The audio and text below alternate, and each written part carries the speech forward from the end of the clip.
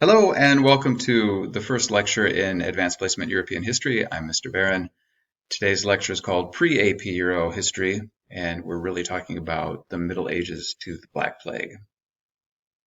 First thing that I need to deal with is a system of government and society called feudalism, in which society is divided into three groups or three social classes.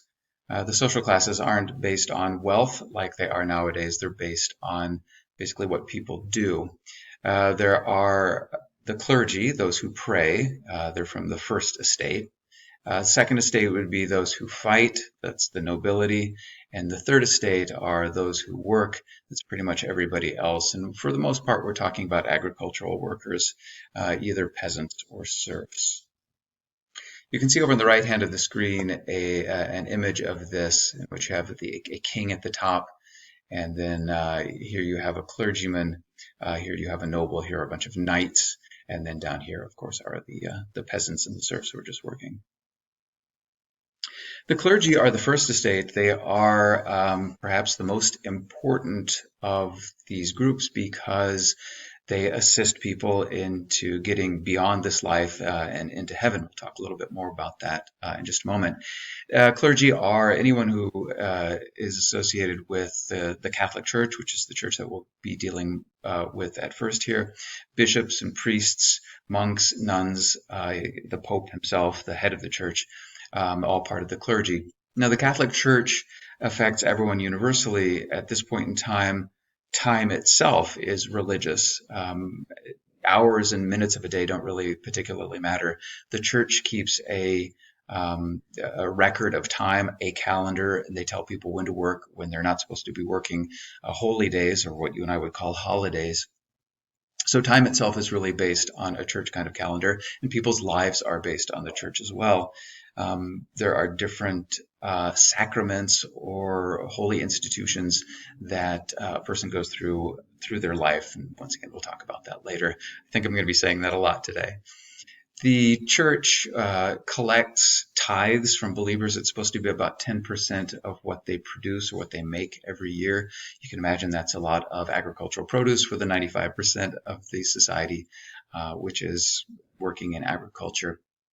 Also, when people were about to die, they would sometimes will or bequeath property, wealth to the church, especially wealthier people, hoping to kind of pave their way to getting into heaven by giving the church a gift. And over time, because of the tithe and because of these gifts to the church becomes quite wealthy. The original directive of the guy who created this religion was basically to not become wealthy, and so there's a bit of a struggle between being chaste and poor and busy, and then what the clergy actually were doing in the Middle Ages and beyond. There was also a power struggle that existed between the church, and especially the popes and the bishops, and the kings of various lands, or various other rulers in various lands. And so not only was the church becoming quite wealthy, which Jesus was against, the church was also vying for worldly power, which is another thing that Jesus was against. The power and the wealth then leads to secular concerns or worldly concerns, the concerns of the here and now, instead of helping people get into heaven, which is really supposed to be what the job of the clergy is, having people lead good lives and then get them into heaven. So this kind of corruption is eventually going to lead to a reformation. Yes, of course, we'll be talking about that later.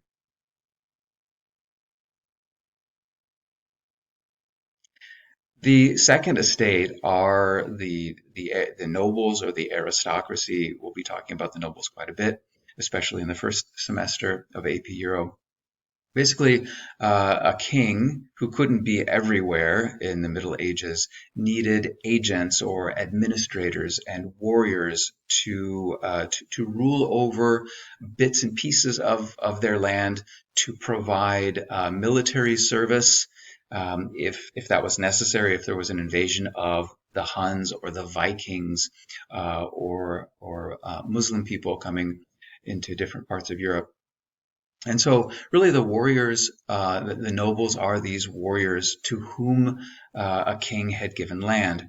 The land that had residence on it was called a fiefdom, and so a king doles out, parcels out his kingdom to these nobles through various fiefdoms in return for military service and fealty or loyalty to the king.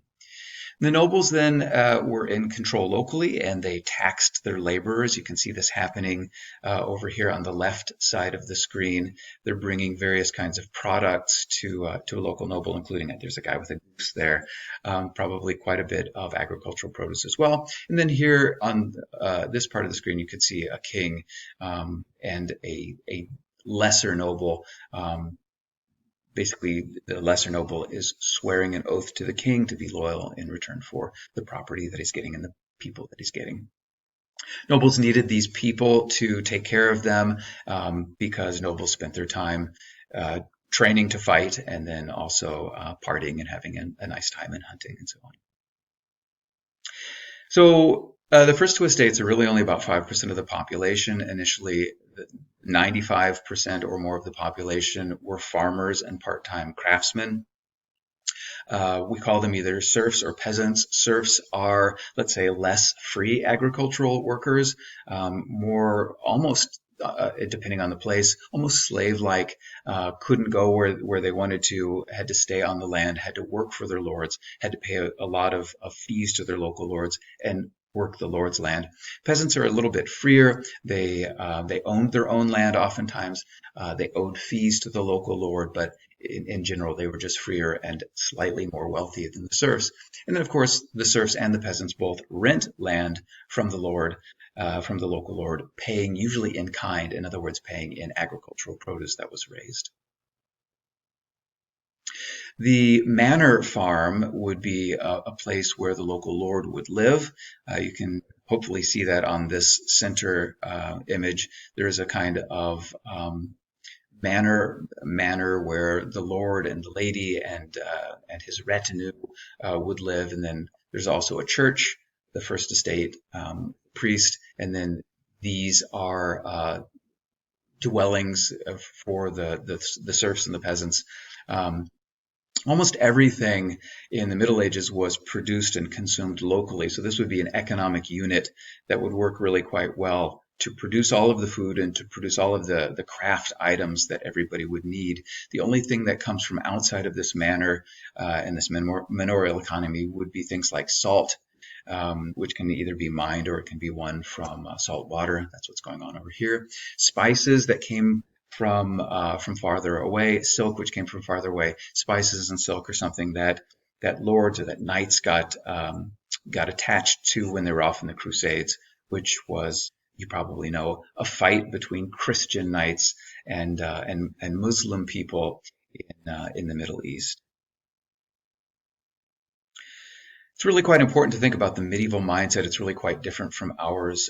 The medieval mindset is very, very local. That is to say, that manor farm is really the place where somebody would grow up, somebody would live, and somebody would die. They really wouldn't travel more than about 10 miles probably from the village where they were born. There's just no reason to do that if you're just an agricultural worker, a peasant, or a serf. People didn't know then very much. They weren't coming in contact with any kinds of new information. They believed what their lord told them. They believed what the local priest told them, and they believed that they were, born into society, and their place in society was preordained or given to them by God, and there was no reason for them really to think about anything else, to aspire to anything else, to have ambition to do anything else. If you're born a peasant, you live as a peasant and you die as a peasant. These three estates, the first estate, second estate, and third estate, are reinforced. They're omnipresent. They're always there. There are certain ways that peasants or serfs address the local lord. There are ways that the local lord addresses those people. There are ways that people interact with the clergy, what they wear, how they speak, how educated they are. All of these kinds of things reinforce the social hierarchy and keep people basically in their place. And so what you have for many, many years is a Europe which is filled with illiteracy and what you and I would consider superstitious beliefs, because once again, there are no other sources of information that people are coming in contact with. Life at this point in time is really not great. It's, as a later philosopher will say, it was nasty, brutish, and short. People assumed that their life was going to be filled with suffering, and so they were told by the local clergy that they should behave themselves, they shouldn't sin, they should try to do everything that they possibly could to, when they died, and death and pain and all those kinds of things are a certainty for them. When they do die, they have the possibility of living in the afterlife in heaven. Heaven is a perfect place where their bellies are always full, where they don't feel any pain.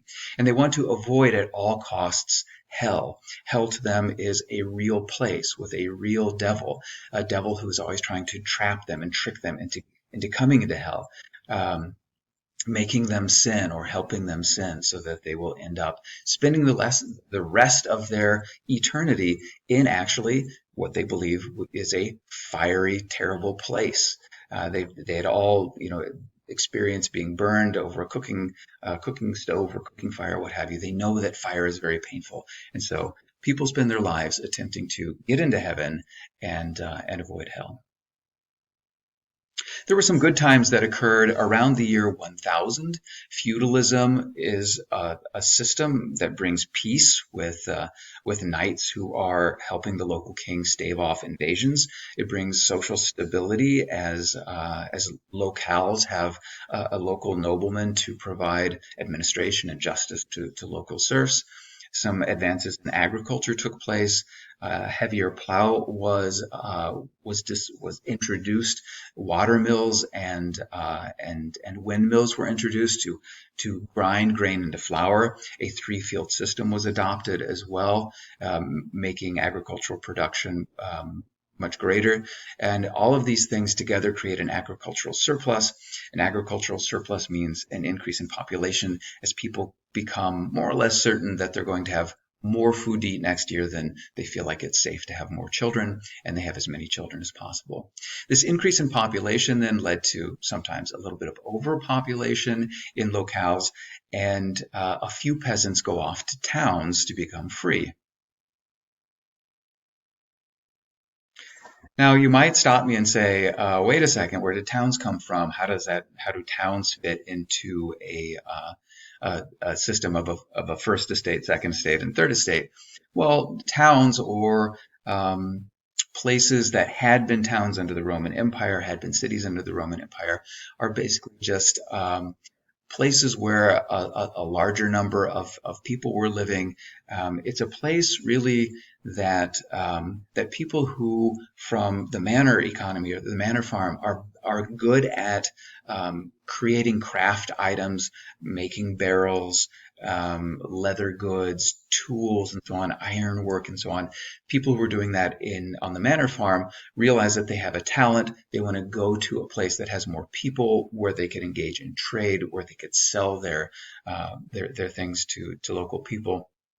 Generally, towns rise near a fort or a castle that a king might have sent a number of noblemen to, or a number of knights to. Those knights need to be taken care of, and sold barrels and leather goods and tools and all those kinds of things. Anyway, what's important about a town is that it has a market.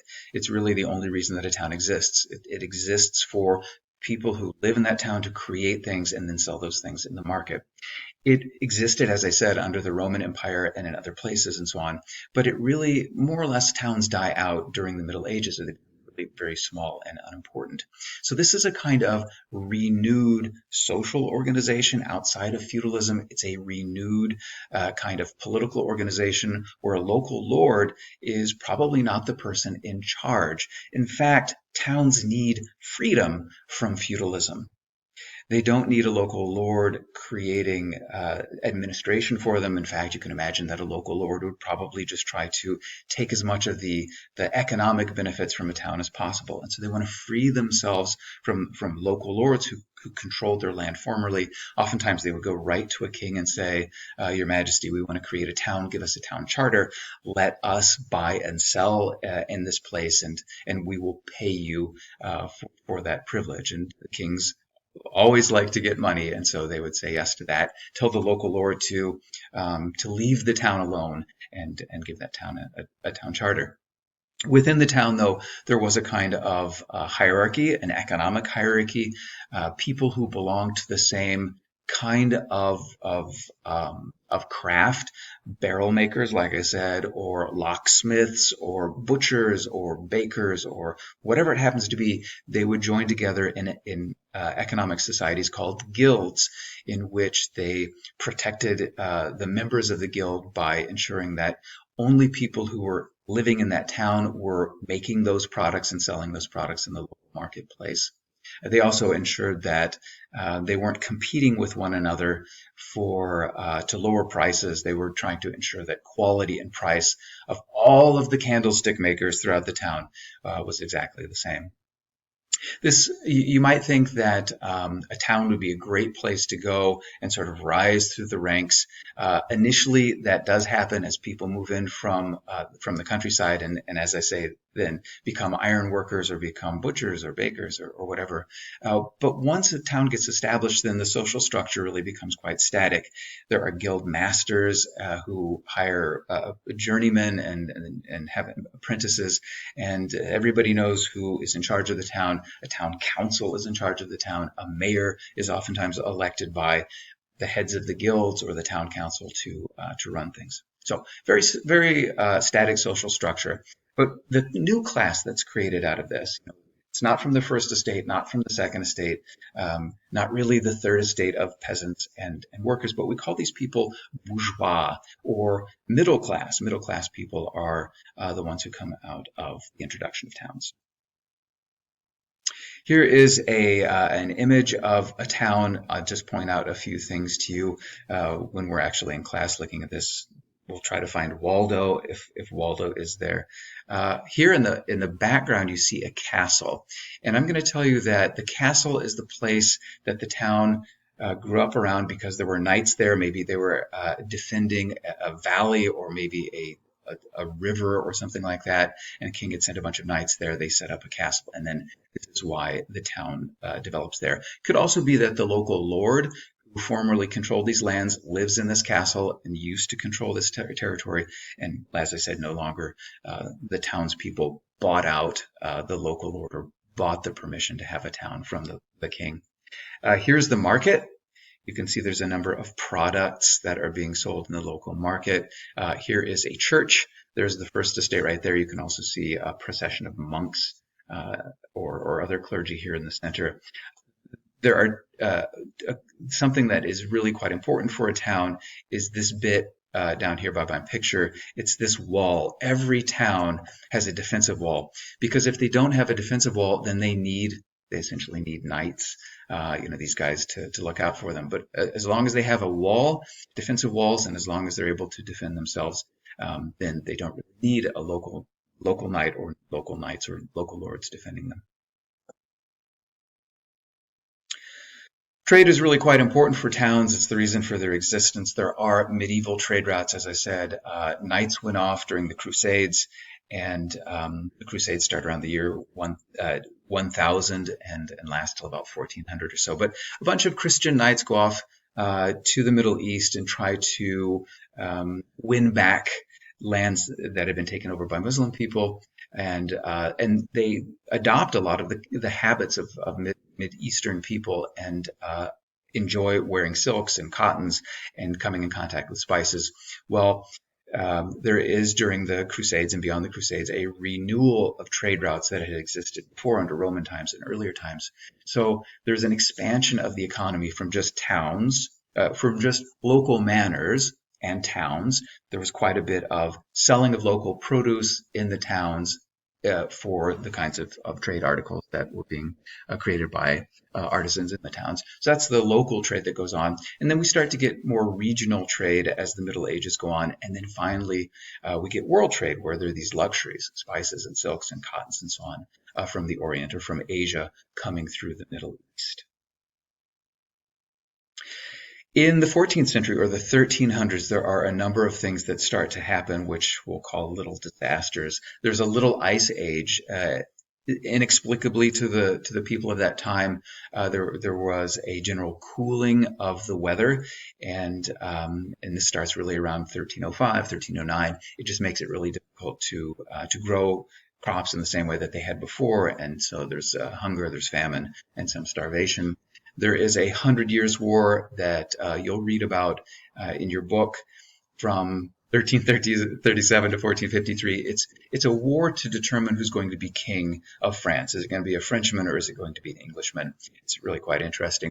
The Black Plague starts in 1347 and spreads throughout Europe. We'll talk about that in just a second. And then there are a couple of big problems with the church. There's something called the Avignon Papacy, in which the popes leave Rome for a period of 70-some years. And that's a problem because Rome is the headquarters of Catholic Christianity during the Middle Ages. And then there's this thing called the Western Schism, in which there are more than one pope. There are two popes, and then there are also three popes at one point in time. And this is a problem as well. As I said, you'll read about those things. I might talk about them here in just a second. As I said, the 100 Years' War is a war between the French and the English, or the French king and the English king. This is Joan of Arc, who is a young woman. I think I'm just going to let you to read about that and maybe talk a little bit about it later. I suppose there is one thing that I do want to talk about very quickly, which would be these fellows right here. And these are longbowmen. This guy, if you can see him, he is a knight on horseback. There are a couple of battles during the 100 Years' War in which English bowmen, who are not nobles, are able to cut down nobles, these armored knights on horseback, as these knights are charging towards them across the battlefield. This is the beginning of a lot of changes in military technology during the 100 Years' War, which makes the armored knight on horseback no longer the preeminent weapon of the times. There are longbowmen, there are crossbowmen, cannons are introduced as well. And long story short, feudalism starts to die or starts to wane because kings no longer need armored knights on horseback to defend them. What they need is cash or wealth to hire people who are much more effective at fighting. They're hiring just normal people who have military training, and the whole system of feudalism starts to get shaken because of this. I'll talk a little bit more about that later. The Black Death, the Black Plague, starts in 1347, 1348. It rolls through Europe and going from the south basically up to the north, hitting it very unpredictably. We'll read an article and read in our book about the Black Death, so I really won't say very much about it. Just know that about a third of the population of Europe dies during the Black Plague period in that initial assault of the Black Plague in Europe, and it's going to cause a lot of changes, obviously. Our first topic after the Black Plague is going to be the Renaissance, which means a rebirth. The Middle Ages really start to end with the Renaissance, start to change, and we really get into stuff that is AP, European history.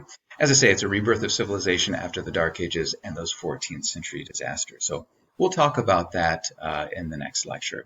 Hope you enjoyed today. If you have any questions, let me know, and do your reading and do your reading quiz, which is associated with it. Thanks so much. Take care.